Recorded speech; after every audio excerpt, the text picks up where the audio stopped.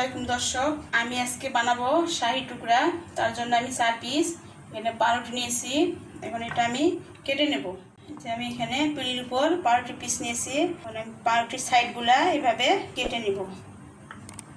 আমি এগুলা ফেলে দিব না, এগুলা রেখে দিচ্ছি বেডগ্রাম বানানোর জন্য। আমি এখন পাউরুটি পিসটা এভাবে কেটে নেব। এভাবে আমি সবগুলো পাউরুটি কেটে নেব।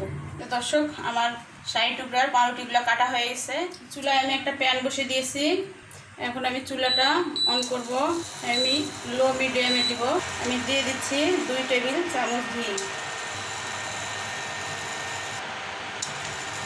আর এই ঘিয়ের রেসিপি কিন্তু আমার চ্যানেলে আছে দর্শক। আপনারা যদি প্রয়োজন মনে হয় আমার চ্যানেল থেকে ঘুরে আসতে পারেন। প্যানে ঘি গরম হয়ে আসছে। আমি এখন রুটিগুলো দিয়ে দিচ্ছি। আমি এখন উল্টে দিচ্ছি।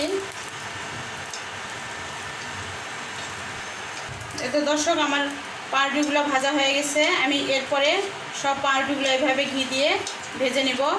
এগুলো উঠে নিচ্ছি এখন আমি। এই তো আমার শাহী টুকরা পাউরুটি ভাজা হয়ে গেছে। আমি দর্শক এখানে চুলায় একটা প্যান বসিয়ে আমি আধা লিটার দুধ দিয়ে দিছি।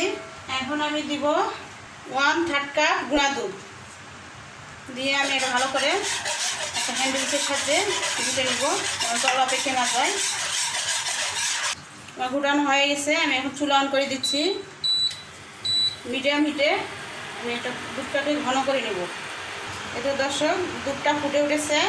এই অবস্থায় আমি 2 টেবিল চামচ চিনি দিয়ে দিচ্ছি। চিনিটা স্বাদ মতো আপনারা বাড়িয়ে কমিয়ে নিতে পারেন।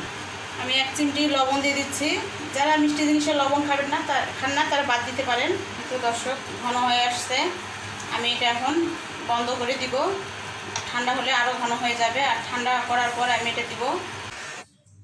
তো দর্শক, আমি এখন ঘন করা দুধটা ঢেলে দিচ্ছি। তো দর্শক, দেওয়া হয়ে গেছে। এখন আমি কাজু কিশমিশ ছড়িয়ে দিচ্ছি।